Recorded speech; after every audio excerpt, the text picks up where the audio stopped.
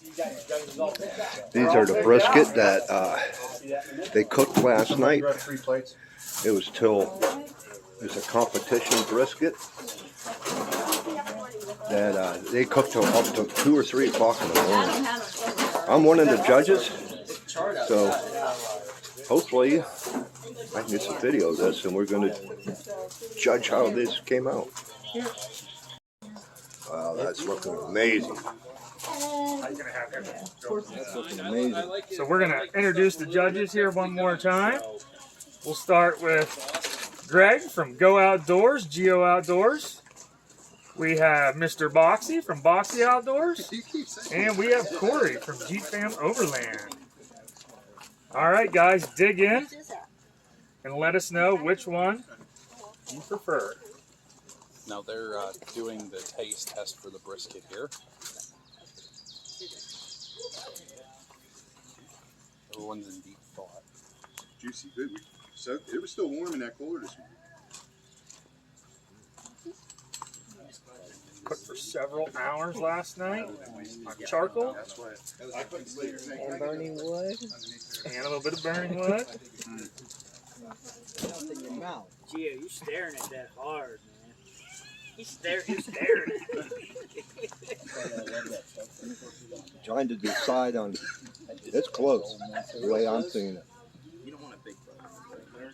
Chewing and deciding. Looks like one's we're working at it. It goes so throw away that fat. Well, I think it's a rub too. That You did it, the outer Renee. edges are red. Where you So at? I think it's the This rub whole chunk? that changed that. Well, I tell you what. That's going to be tough. Whoop, you just dropped your GoPro. Don't step on it. You Take a piece of. I got my answer. Okay, so That's going to be tough. that means you don't get any more, right? Yeah, No, I need a second attempt. I was gonna say, you said it too quick. Do you know whose this is? No, I do not. I do, just by looking at it. Okay. Yeah. I do not. I don't I guess either. you'll have to vote with the color. Like, obviously the one had the red. Yeah. So a little char, but it's if you like that one more, say the one with a little bit of red. And then we'll use your plate. I'm a meat as an example. I'll eat any of it. It's really good. I mean, I brown sugar. You can All right, taste I the know sweet, who's the winner. like the brown sugar. You already know? Uh-huh. Okay. Let's see if everybody agrees. Let me know when you guys are ready for Now your. you got me thinking. I better try it. Yeah. I'll be honest with you, they're both perfect. We started out They're with 3 both- judges. We're gonna end with 12. It's good with After the me. 35th judge. I'll be honest with you, it's good. I'm not judging because I'd say it's a tie. Anybody want eggs with that? That is close. Very close. You know what? They both bring their own unique stuff, Yeah. and it's like all great. But yeah, it's like, which one do I prefer better? You know, everybody has a different Hands preference. down, Right. eggs win. Oh, you're the man. There we go. Renee, all you do is wink at them and they give you the second place. I'm in second place. Yep. Yeah, I think I got my decision. Corey, you got your decision? Yep, I got Greg, mine. you got yours? Sure do. Okay, we're rolling. So we're going to start with Corey here. And we are going to pick, as you can see on Greg's plate here, the one with the red tint versus the one on the right. So Thank you. Very good. Yeah. be the judge, Corey, we and didn't have tell any us if clue. it's the red We didn't tinted have one directions. or the other We one. didn't have I'm directions. gonna have to say it was pretty close, but it's definitely the red tinted one. I like that one a little bit better. It has really good flavor all the way throughout.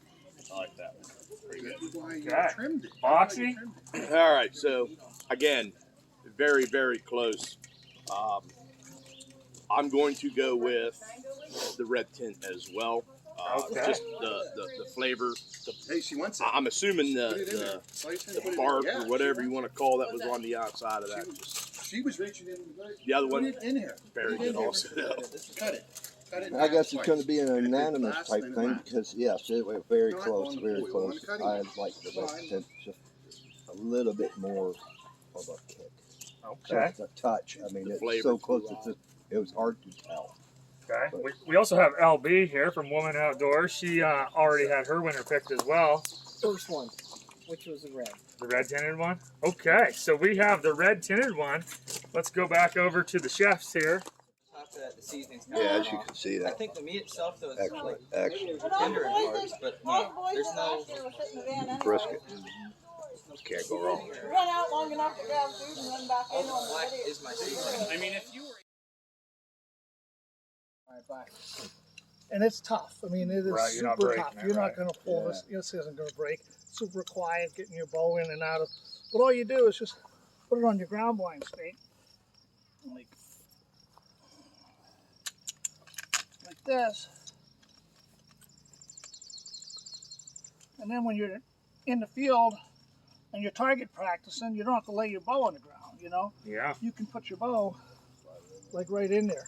You know, so it's like, and it's designed for in your blind, in the backyard practice, and it's the same with the gun mounts and stuff like that.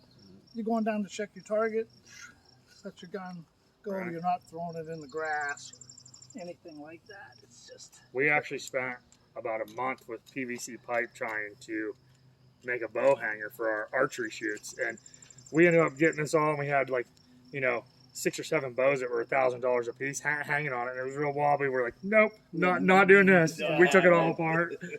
No, that's cool. That's like a nice universal mount. It is. It's, yeah. And I like to, when I do this, I like when I'm taking fishing, I always like to take my rod and I'll hook my reel right underneath like so, and that way, if a fish hits it, it ain't taking the pole. It can't get out of there, you know. And then all you do is set the hook just like that. I wonder if that'll work with a bait caster. It should if you turn your reel, catch one of the handles. Yeah. But you know what? It's just, and it's one of those things where this whole product line, it was like when I first started, that bow holder was my first, my first journey, and I took it to a couple shows and I was selling like crazy, and so I decided, well, okay. Next thing was a quiver mount for on the side of your stand, because I just wanted stuff that I wanted, you know. Yeah, absolutely. And so, but after a while, people started saying, you should make a cup holder, you should make this, and it just kind of spools one after another, just that's what kind of happens. Trying to please everybody. Yeah, well, you know what? It's just it gets the wheels moving, and it keeps me engaged, because sooner or later, if you don't come out with something new, I mean, that was what happened with Summit Tree Stands and all these other companies that are, hey, what are you coming out with next? What are you doing next? So you got to kind of bait them into the next product, so to speak. But it's been fun. Absolutely. It adds. It's been just one of those things that I've totally enjoyed. I've hunted all my life, so this is kind of like a natural thing to do. I mean, I had all the equipment, so why not? I like it a lot. Yeah, it's. So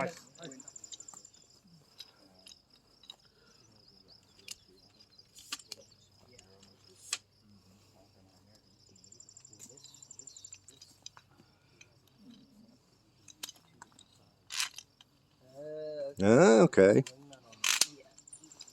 So now I can change the elevation of my gun, and I can still put my video camera here, or if I want to use this for fishing, I can still do the same thing. I can set this up, one on each side of the stake at different height elevations. So you have 2 of them, and then you still put a video camera here. So if you're catching a fish, you see the pole bumping, you can hit your camera, and you can video, you're reeling it in, and the water, and the fish coming out, or whatever. You know what I mean? So, I just honestly, like I say though, that's a craft on. So I've tried doing the video thing, and I'm not good at it. I'm not a guy. So a way to change to put an extra, so you can run 2 poles. Yeah, you can run a pole off each side. But can you instead, because you would have both poles coming out right beside each other. Yeah. I'm kind of saying if you have that one shot straight out, and then the left pole is throwing that way, and maybe you could still do this. You could still take this one, and instead of putting it right out the front, you could kick them on an angle like this. They'd be sideways in the holder. All right. You put one high, one low, and then you'd have, well, this isn't going to work too good with this handle here. You can just pop this out of your way. So you don't need that. and then you could run a pole like so, and then put another one down low and run it the other way. I mean, yeah. I mean, it's. I know what you're saying because I like to run when I'm just bank fishing. I like to run more than one pole. I'll set one out there. I'll cast with the other one. Yeah, I usually, whenever I'm bank fishing, I try to run 2 poles. Yeah. And I was telling him about, that the I use a Garmin down view, side view, which is capable of forward-facing sonar. I use a tablet. That would be perfect because I have my tablet right now. I lay it down on the deck. It's too far away for me to see the details. Plus with glare. If I could bring that up closer to up to where I'm standing, so you can actually visualize and see it, Yep. especially if you got forward-facing sonar. Yeah. Right. Yep.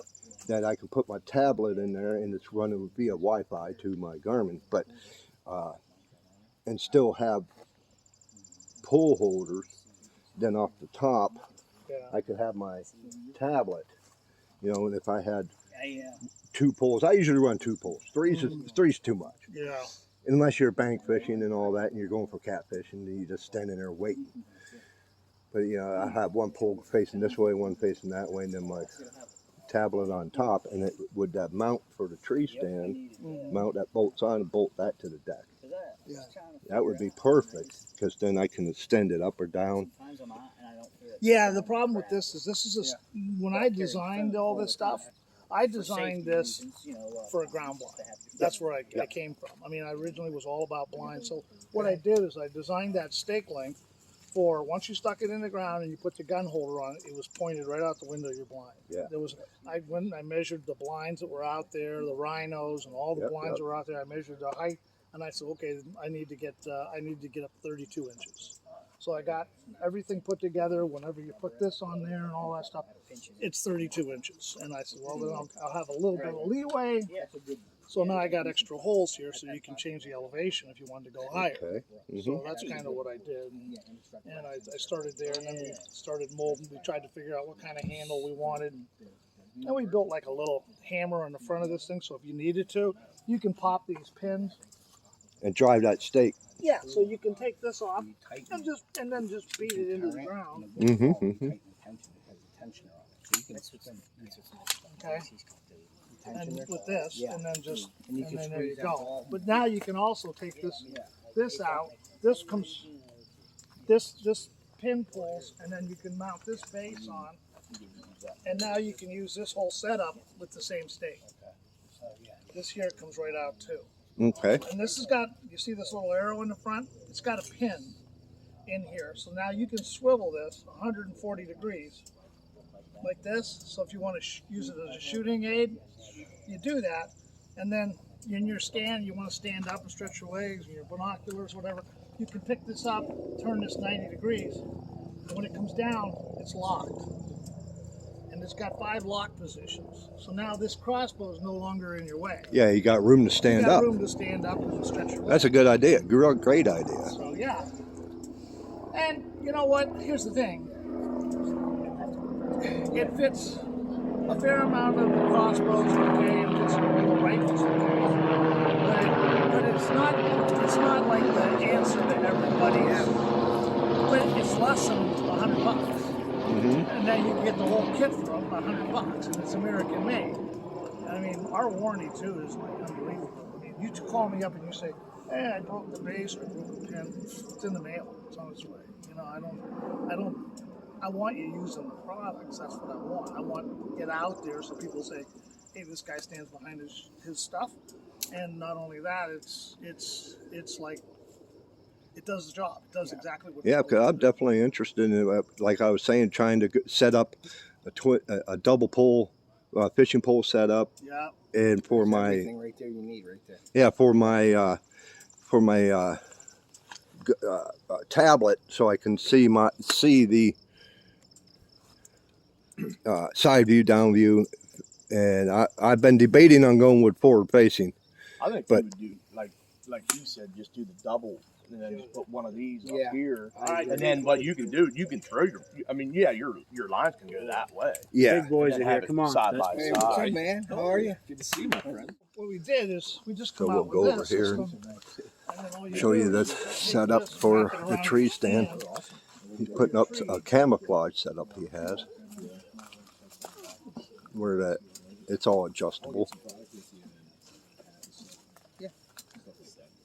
Well, how he gets that set up. And I'm just getting going on this one. This is He something even that does the I'm still mounts trying for to your find cameras. Good price on scraps. I did see flashlight mount. I need the artwork. There is the bow holder. Whoop. I kind of like this mount here because you got to handle the swivel sitting on a ball. All of them do.